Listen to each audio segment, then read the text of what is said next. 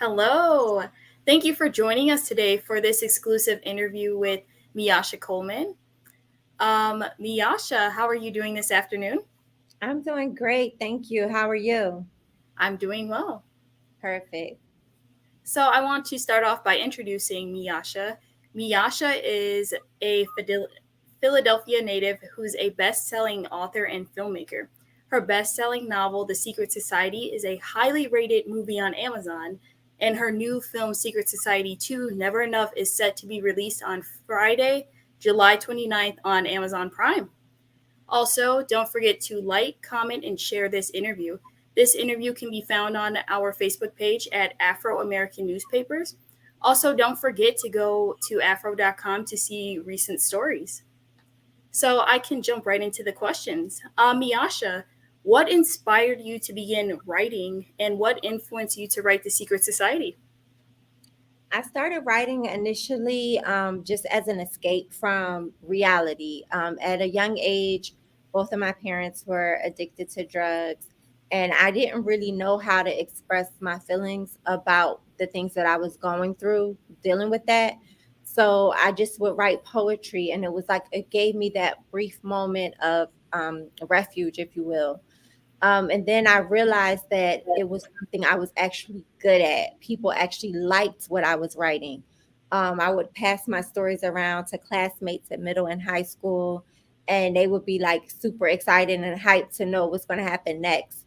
So that was kind of like assurance that I had a talent for it. And the inspiration for Secret Society, it just kind of came as I was writing the story. So on the very first page of the book, I wrote the consequences of these two girls who were basically hustling men for money, and the consequences were pretty severe. And I asked myself, I'm like, what would make a man take these measures on a woman? And the twist popped in my head. It was like a light bulb moment. And I knew at that time I had never read any stories like that that dealt with the trans community. And I felt like it could be a story that needed to be told, a breath of fresh air in the urban lit world because we were so used to reading the same types of stories, just told different ways. And so I just kind of ran with the idea. And it just so happened that when I interviewed a young woman to get, the accuracy and the authenticity for that community, um, I started to feel compassion for her and I felt empathy towards her because I didn't realize all of what they go through, a lot of them just to live a normal life. And I felt like if I could get that, moment of clarity and that compassion and that empathy for a community that before then I had never even thought about or considered, I figured that that could do the same for other people. Mm-hmm. That's amazing. And have you always envisioned yourself becoming an author and filmmaker? It's funny you say that because I post on Instagram every so often this like a tear out of my scrapbook from when I was younger, and it said I am going to be an author and a filmmaker. And I posted as a reminder that it's important, to manifest your dreams, to speak things into existence, even if it seems far fetched. Because at that time, being a young girl from West Philly and not really having seen any role models doing what I wanted to do, and being successful at it, I didn't know that it was really, really possible, but I just knew that that's what I wanted. That's what my dream was. And so putting that down on paper, it made it real. And now as I'm living these dreams, I see how important that was and um how pivotal that was to get me to where I am. So I I envisioned it, yes. I dreamt it, yes. I wasn't sure if that would really be my path, but I would like to say that I didn't not believe in it. Mm-hmm. And so I guess if just keep believing in it, it'll end up happening. And can you take us through your writing process? Like, how did you create the characters and how did you create the plot? This was an interesting thing with Secret Society because like I said earlier, I used to write stories in middle and high school. So when it came time when I decided, okay, you know what, I'm going to write my first book, I was going to take a story that I had already written in ninth grade and just like like judge it up and like publish that as my book. And the main character in that story, her name was Celeste, and I was writing, well, trying to write that story, and it was just not coming to me. I was getting writer's block. It wasn't really working out. So I said, you know what? Maybe I just need to start with a fresh new idea. Trying to like rejudge something that's already done was becoming, difficult. So I said, I'm going to start a whole new story, a whole new concept. But I loved the name Celeste. So I just borrowed the name from that existing character and placed it with a new character. And I feel like everything kind of just took on a life of its own.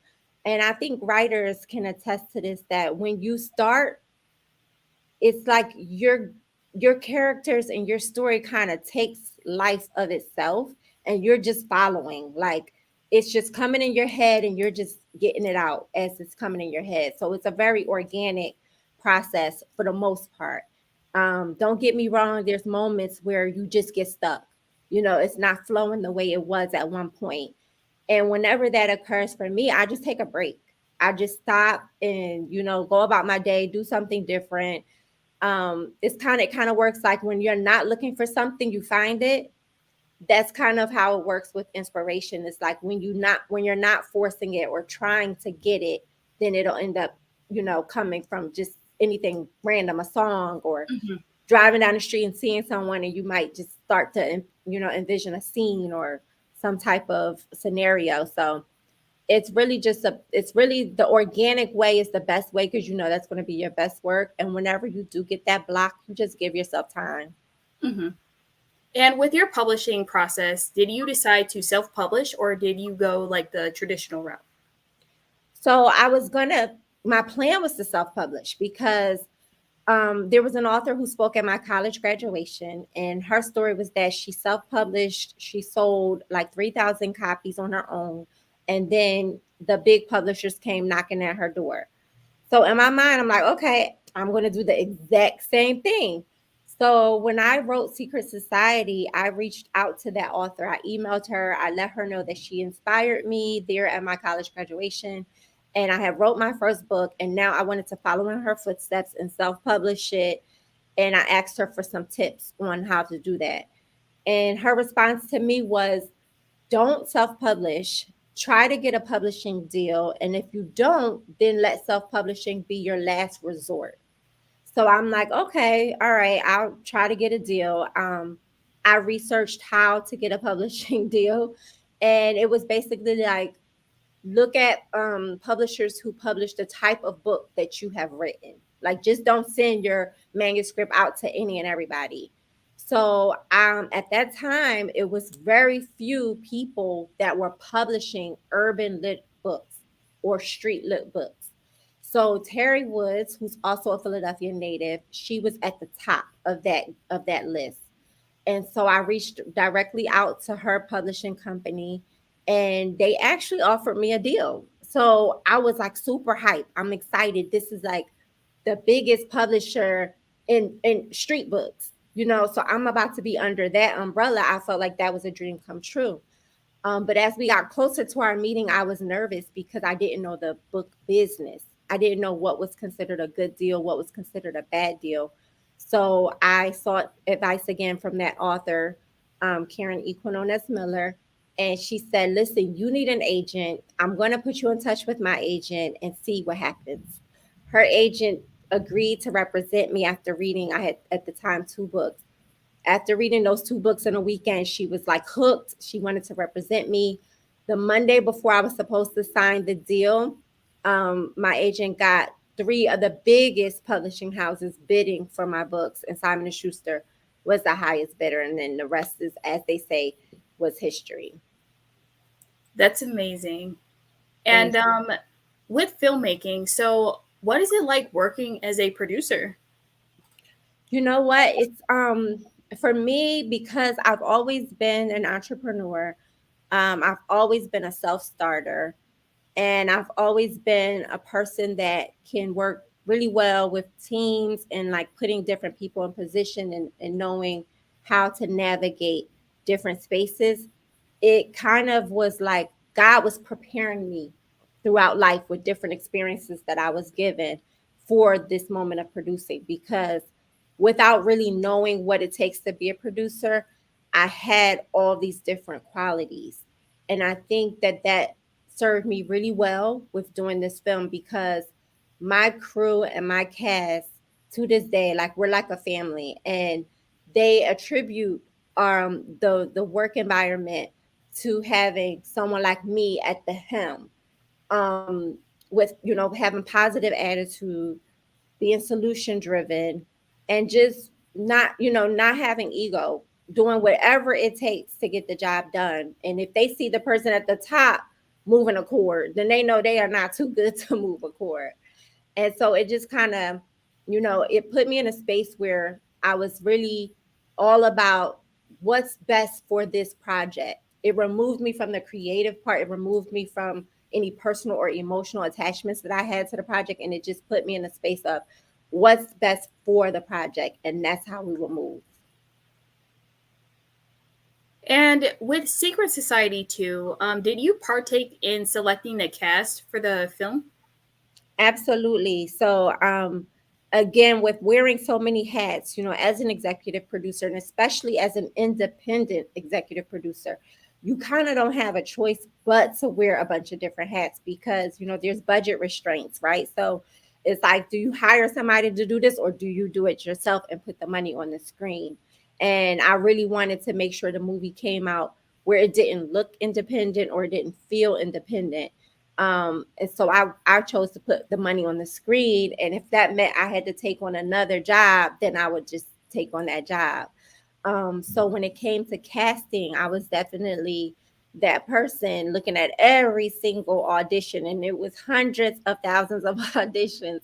And I was looking at every one and saying, okay, yay, nay, or what have you. And so, yeah, I was definitely very, very, very integral into choosing the cast.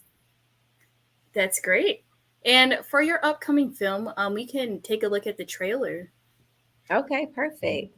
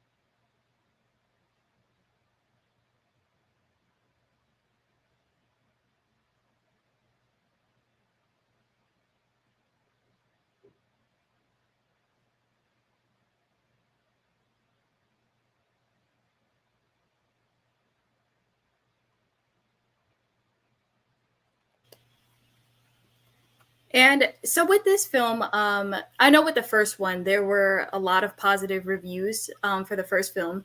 The film featured great fashion, a great soundtrack, and elements from the LGBTQ community. Mhm. What can fans look forward to in the second film? Well, because it's a follow up, our we went into this project like bigger and better. So you're definitely gonna look forward to more fashion, more drama, more twists and turns. I definitely wanted to, make sure that fans had all of those elements that they loved in part one. I wanted them to carry over to part two, just elevate it. So everything that they loved in part one, they're going to love in part two, just to the next level. I'm sure that they are looking forward to it. And what are some other upcoming projects that fans can look forward to in the future? So I'm taking an approach kind of like I did with part two, where I'm letting them decide. So I never intended on doing a sequel to Secret Society. I felt like I set the bar so high in part one that it was really intimidating to think about trying to follow that up. But the fans demanded a part two. They were like, "You have to, or they're gonna come for like they were gonna come for me if I didn't give them a part two." So that's what made me decide to go ahead and shoot part two. And I feel like I'm going to do the same thing. If they demand a part three, then that's going to be what's next, Secret Society 3. But I also have, 10 books total. So I have a lot of different stories that I want to adapt for film and even some stories for TV series. So you'll definitely see more from me in the film and TV world. And I just hope that you guys continue to enjoy the content that I put out. And I really appreciate all of the support and all of the love. And what are some challenges that you have faced as an author and filmmaker, and how did you overcome those challenges in your career? You know what? I have to say, I've had a really fortunate career, especially as an author, because even from getting my first book deal without having to do the self publishing, without having to prove myself, that's unheard of.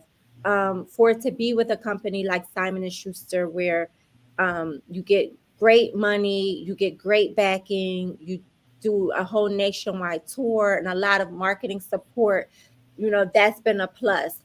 But I feel like the one thing that I would consider a challenge was making the transition from books to movies, because I always wanted to do, the movie version of all of my books, but starting with Secret Society, I wanted to do that for so long. I think people might see my success now and feel like, oh, this was something she just thought of, and overnight she became this successful.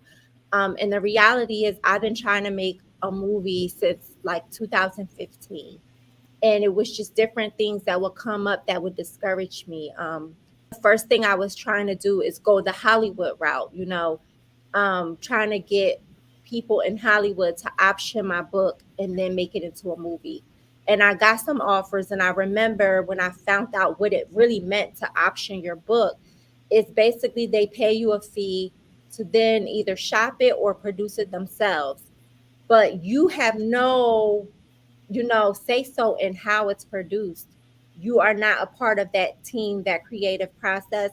And that made me nervous, because in my mind, I'm like, if they produce a hot mess, it's still going to say based on a novel by Miyasha, and that attaches my name and my work to this hot mess.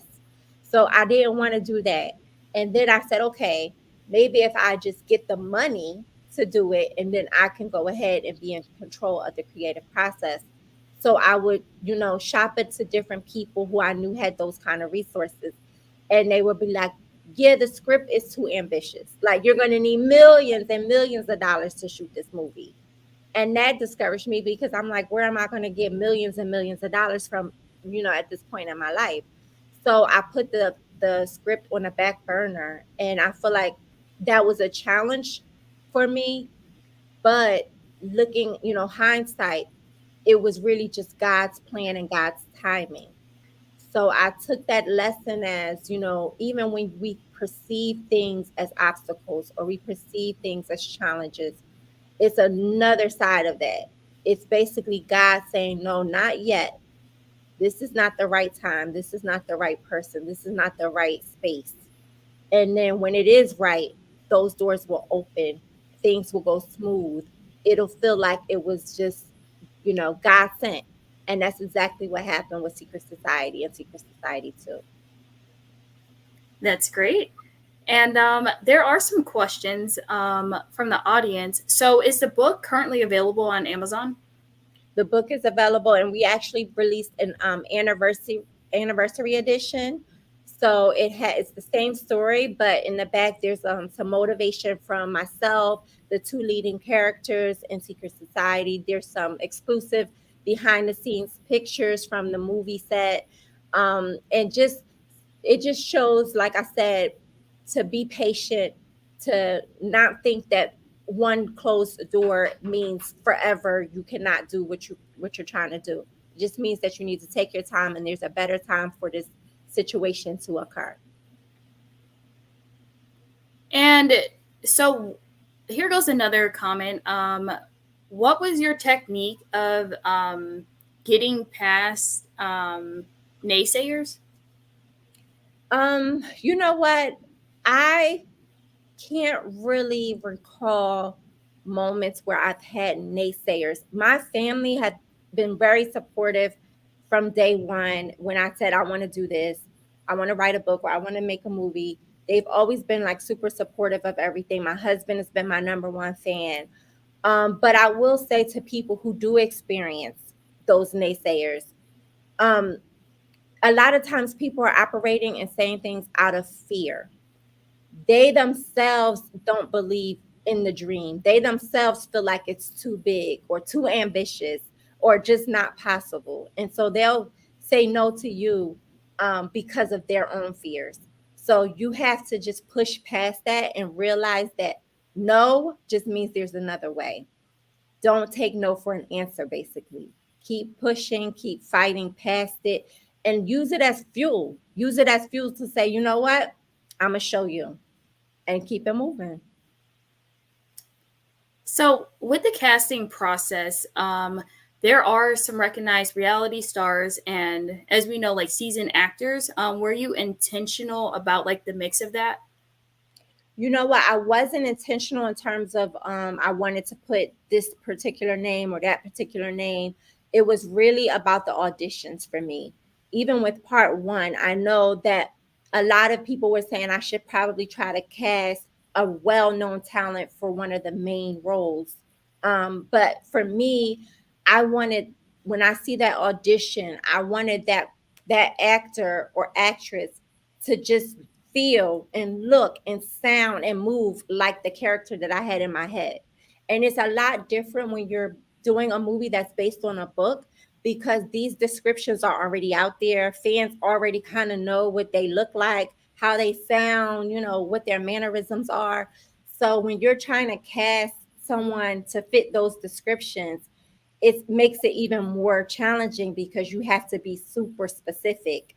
But I was fortunate to find what I feel are the perfect cast for each and every role. And even with those influencers that I had never seen act before, didn't know what to expect. When I saw those auditions, I said, that's Vicky. Black China, she gave me Vicky. Bobby gave me Gerald. So it wasn't an intentional thing, but it definitely worked out. And for my last question, you mentioned planning another series. Can you give us like a sneak peek into like what you have planned for the future? For sure. I have one of my books called Chaser, which is near and dear to me because a lot of what it's about happened in like my real life with my husband and his family. And so that's a story that I feel like another story that hasn't been told before and will enlighten so many different people on an underworld that a lot of people don't know exists. And so I definitely want to do a TV series. I feel like it's so many different ways to go with that story that it deserves to be a series. And then I have a book called Swing that I want to make into a movie that I think will be another. I guess the thing that that's with me is like I always want to expose different underworlds or show people something they haven't seen before or things that you heard about but you don't really know it goes down like that, right? So that's kind of like the theme of a lot of my stories, and I'm looking forward to like bringing them all to light. That's great. And I know that your fans are looking forward to your upcoming work.